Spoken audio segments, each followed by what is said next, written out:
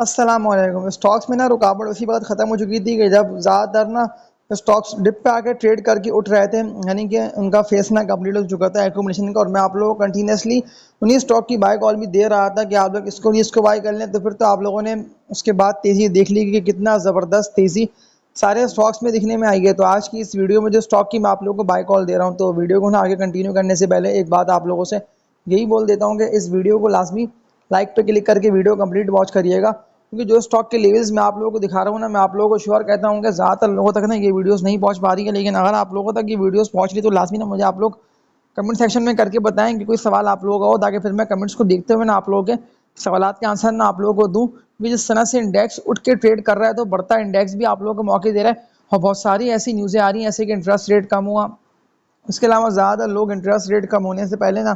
Penny stocks में ही काम कर रहे थे, जैसे कि WTL, कॉसम, यूनिटी। और आप लोग खुद भी देख रहे थे कि पेनी स्टॉक बढ़ भी रहे थे, गिर भी रहे थे, यानी कि उठे हैं फिर गिरे हैं, फिर उठे हैं फिर गिरे हैं। लेकिन इस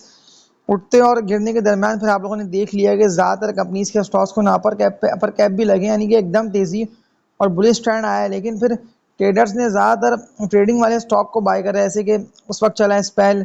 कॉसम, यूनिटी, यानी कि सारे वो पेनी स्टॉक चले कि जिनमें वॉल्यूम भी लगे। और फिर आप लोगों ने देख लिया कि फिर इन दी एंड फंसा लॉन्ग टर्म इन्वेस्टर ही, यानी कि ज़्यादातर लोगों ने प्रॉफिट टेकिंग करी। और क्लाउड में तो आप लोगों ने फिर एक जंप देख लिया कि कितना ज़बरदस्त जंप आया। लो से क्लाउड का स्टॉक कितना तेज़ी से बढ़ा, यानी कि न्यूज़ों ने उस कंपनी के स्टॉक को बढ़ा दिया। लेकिन अगर किसी मजबूत कंपनी के स्टॉक में आप लोग ट्रेडिंग कर लेते हैं, तो फिर तो आप लोग ज़बरदस्त पैसे इस मार्केट से कमा सकते हैं, क्योंकि इंडेक्स तो उसी लेवल के अराउंड ट्रेडिंग कर रहे हैं, यानी कि 78, 79, 80, 81। लेकिन आप लोगों को वही स्टॉक्स को बाय करना है जो कंपनीज ना अर्निंग्स में या जिनमें आप लोग खुद भी देख रहे हैं ना कि अगर मैंने लो पे इसको बाय करा तो फिर तो ये स्टॉक बढ़ेगा, यानी कि ये स्टॉक तो उठेगा। जो स्टॉक की बाय कॉल मैं आप लोगों को नहीं दे रहा हूँ ना, यानी कि मैंने आप लोगों को स्टार्टिंग से लेके अब तक मना करा हुआ है। लेकिन आप लोगों से एक बात यही बोल देता हूँ कि जो बेल आइकन का ऑप्शन यूट्यूब ने आप लोगों को दिया हुआ है ना, तो लाजमी इस पर क्लिक करके चैनल को सब्सक्राइब कर लिएगा, ताकि फिर आप लोगों तक भी ना इस तरह की बेहतर वीडियोस ना बर वक्त पहुँचती रहे। क्योंकि ज़्यादातर लोगों के मैं कमेंट्स के रिप्लाई भी इसीलिए दे रहा हूँ, ताकि फिर आप लोग किसी भी ऐसे बेकार शेयर को बाय नहीं करें। लेकिन फिर मेरी कुछ पिछली वीडियोस को लाजमी वॉच करें, क्योंकि मैंने अपनी पिछली वीडियोस में ना आप लोगों को शॉर्ट स्टॉक के एनालिसिस दिखा के आप लोगों को बाय कॉल दे के स्टॉक रेकमेंड करे हुए। लेकिन मैंने आप लोगों को उनमें ना ये रेकमेंड नहीं करे हुए, जैसे कि WTL, PSL, कॉसम, पेस, ये सारे वो शेयर सिर्फ ट्रेडर्स ना ट्रेडिंग करके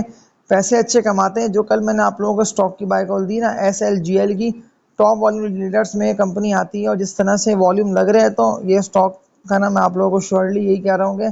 इस कंपनी के स्टॉक को ना मजीद अपर कैप लग सकते हैं, यानी कि 28-30 रुपये तक के टारगेट्स को ना SLGL हिट करेगा। लेकिन फिर आप लोगों को पता हो कि किस लेवल पर आप लोगों को स्टॉक को बाय करना है और किस लेवल पर ना आप लोगों को स्टॉक को सेल करना है। क्योंकि ज़्यादातर लोगों को पता ही नहीं है कि लेवल्स पे काम करना है, और लेवल्स पर ही ना आप लोगों को स्टॉक मौका दे रहे हैं। यानी कि ज़्यादातर स्टॉक्स ना गिरते हैं, यानी कि लो पे आते हैं और फिर ट्रेडिंग करके एक्यूमुलेट होते हैं। और फिर जैसी एक तेज़ी आती है, अब वो 1000 पॉइंट्स की हो, 2000 पॉइंट्स की हो, लेकिन अब आप लोगों को तेज़ी ये दिखने में आ सकती है कि अब खबर ना रियलाइज़ हो गई कि इंटरेस्ट रेट कम हुआ है, यानी कि 200 से ज़ायद बेसिस पॉइंट्स। ये ज़ाहिर सी बात है कि इंडेक्स को भी जंप देंगे, यानी कि ज़्यादातर मजबूत हैवी स्टॉक्स में एकदम आप लोगों को जंप आएगा। तो मैं आप लोगों से एक बात ये बोल दे रहा हूँ कि मजबूत और हैवी स्टॉक को आप लोग बाय करें। ये मत सोचिए कि हमने इनको इससे पहले बाय करा, लेकिन अब जिस तरह से शरह सूद कम हुआ है ना, तो जो मैंने 2 वीडियोस में आप लोगों को बताया ना पिछली इंटरेस्ट रेट के हवाले से, तो लाजमी उस इंटरेस्ट रेट वाली वीडियोस को, जो कि मैंने कल परसों ही अपलोड करी हैं, इसी वीक में अपलोड करी है, तो वॉच करें, ताकि एटलीस्ट आप लोगों को पता भी चले कि इंटरेस्ट रेट कम होने के कौन कौन से स्टॉक बेनिफिशियरी, यानी कि इस कंपनी की अर्निंग्स बढ़ेगी और कौन से स्टॉक को ना अपर कैप भी लेंगे। क्योंकि मैं आज की इस वीडियो में ना आप लोगों को सिर्फ ये बात बता के समझा रहा हूँ कि जो रुकावट थी ना इंडेक्स में, या जो रुकावट थी ना स्टॉक्स में, वो तो गिरते इंटरेस्ट रेट ने दूर कर दी। और जिस तरह से अब मजबूत स्टॉक्स उठेंगे ना, क्योंकि ज़्यादातर स्टॉक्स ना बढ़ नहीं पाते, लेकिन रेजिस्टेंस एरियाज को ना ब्रेक कर नहीं पाते, इसलिए कि ज़्यादातर लोगों ने बाय उनको लो पे करा हुआ था, फिर हाई रेटों पे सेल करा, लेकिन फिर मजीद बाइंग ना हो नहीं पा रही थी। लोग बाइंग ऑन डिप पे स्टॉक को ना जमा कर रहे थे, एक्यूमुलेट कर रहे थे, कि उन लोगों को था ना पता कि ये स्टॉक तो उठेंगे। क्योंकि इससे पहले भी इन स्टॉक्स में तेज़ी आई थी दिखने में, जब इंडेक्स ट्रेडिंग था ना कर रहा लो पे। लेकिन अगर आप लोग इंडेक्स के चार्ट्स को भी गौर करें ना, कितना तेज़ी से, यानी कि इंडेक्स में जो आया ना अपवर्ड जो आई उठान, वो 46,000 पॉइंट्स के बाद आई। और फिर 46,000 पॉइंट्स के बाद तो अपर कैप भी लगे, ज़्यादा मजबूत है वो स्टॉक को, इंडेक्स तेज़ी से निकला। फिर जाके जो इंडेक्स रुका है ना, वो इंडेक्स का बना यही रेस्ट एरिया जो कि बन गया था 67,000 पॉइंट्स का, और फिर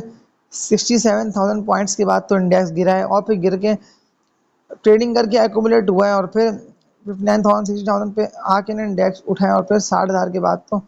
मजीद तेजी से इंडेक्स ने कितना यानी कि सारे टारगेट्स को हिट करा, और 60 का 81,000 यानी कि मजीद आप लोगों को जंप दिखने में आया। तो इस जंप से पहले पहले ज़्यादातर स्टॉक के ना लेवल्स तो मैंने आप लोगों को दिखाए हुए हैं, यानी कि स्टॉक का ये लेवल है और ये रेट इसके सेलिंग का बनता है, ये स्टॉक की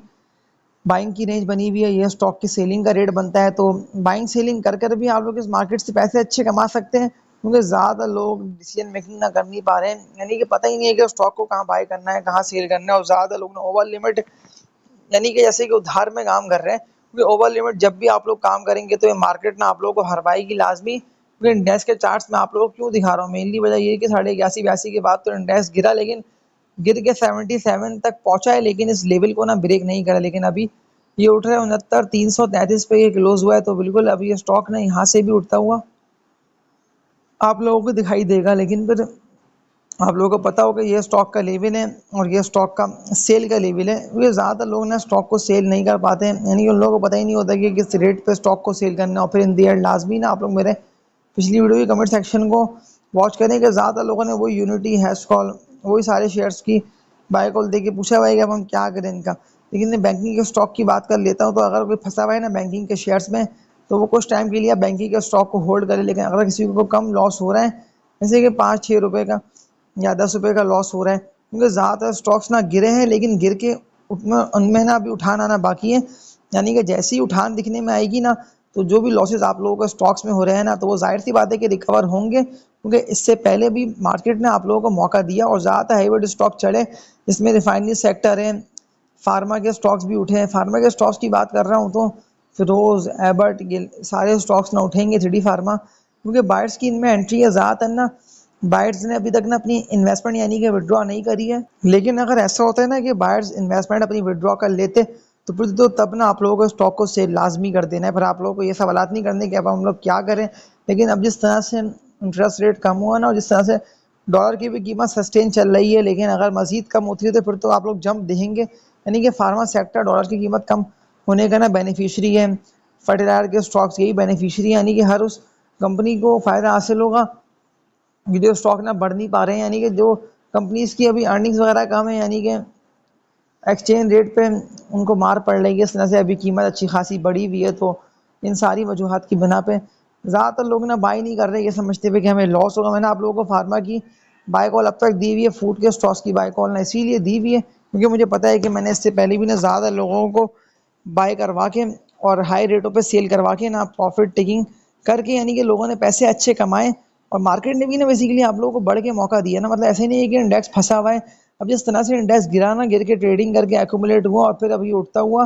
बिल्कुल इससे साफ ज़ाहिर यही हो रहा है कि इंडेक्स ना मजीद तेज़ी से उठेगा, यानी कि ऐसी छलांग दिखने में आएगी तो आप लोगों को उठान से उठाना है फ़ायदा। लेकिन ऐसे नहीं कर लेना कि आप लोगों को ट्रेडिंग वाले स्टॉक्स को बाय करना है, ट्रेडिंग वाले स्टॉक से बचते हुए चलने हैं अगर आप लोग इन्वेस्टर्स हैं। लेकिन अगर आप लोगों ने ट्रेडिंग के लिए शेयर्स बाय कर रखे हैं, तो फिर तो लाजमी ना आप प्रॉफिट टेकिंग कर सकते हैं, क्योंकि ज़्यादातर स्टॉक्स तो ना आप लोग खुद भी देख रहे हैं ना कि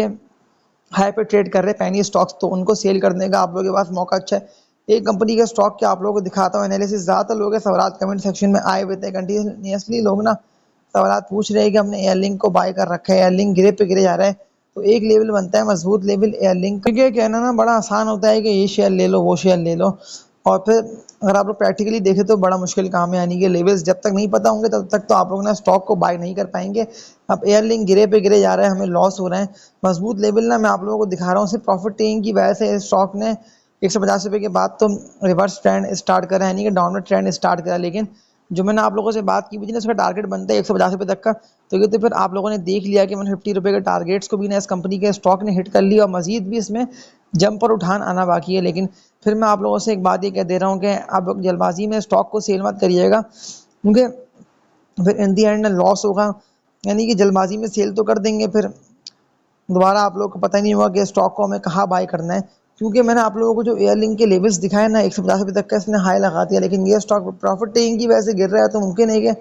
ये इन रेटों पे जो कि इसके बनते हैं 130 रुपये से लेके 132 134 रुपये तक के इसके रेट्स हैं, तो ये रेट्स तक लाजमी सी बात है कि पहुंचेगा ना, तभी तो स्टॉक में उठान आई है। और आप लोगों को भी वही स्टॉक को बाय करना है जिनमें आप लोग खुद भी देख रहे हैं ना कि उठान आई हुई है। लेकिन जो मैंने आप लोगों से बात की ना एयरलिंक की, अगर ये स्टॉक गिर रहे हैं वैसे भी प्रॉफिट नहीं की वैसे तो ये स्टॉक गिर ही रहा है, जाहिर सी बात है। तो मजबूत लेवल के पास अगर ये आए, मजबूत लेवल एयरलिंक का बनता है 130 रुपये तक का, जो कि मैंने आप लोगों को बता भी दिया। तो इस लेवल के अराउंड आप लोगों को इसको लाजमी बाय करके पोर्टफोलियो में रखना है, यानी कि ज़्यादातर स्टॉक्स ना उठेंगे, मजीद उठान आएगी। फिर ऐसा ना हो ना कि आप लोगों ने वही शेयर्स को बाय कर रखा हो तो उनको सेल करके ना जो स्टॉक मैंने आप लोगों को दिखा दिए ना, तो ये सारी बाय कॉल्स ना मेरी पिछली वीडियोस में इंटैक्ट है। तो लाजमी कुछ पिछली वीडियोस को वॉच कर लें, क्योंकि वीडियोस तो वॉच कर लेने से फ़ायदा इन दी एंड आप लोगों को हासिल होगा। न्यू ऑडियंस जो कि वीडियो वॉच कर रहे हैं ना, वो इस चैनल को लाजमी सब्सक्राइब कर लें, ताकि फिर आप लोगों तक भी इस तरह की बेहतर और मजबूत कंपनीज के स्टॉक्स की वीडियोस ना बर वक्त पहुँचती रहे। तो तब तक के लिए अपना ख्याल रखिएगा। अल्लाह हाफ़िज़।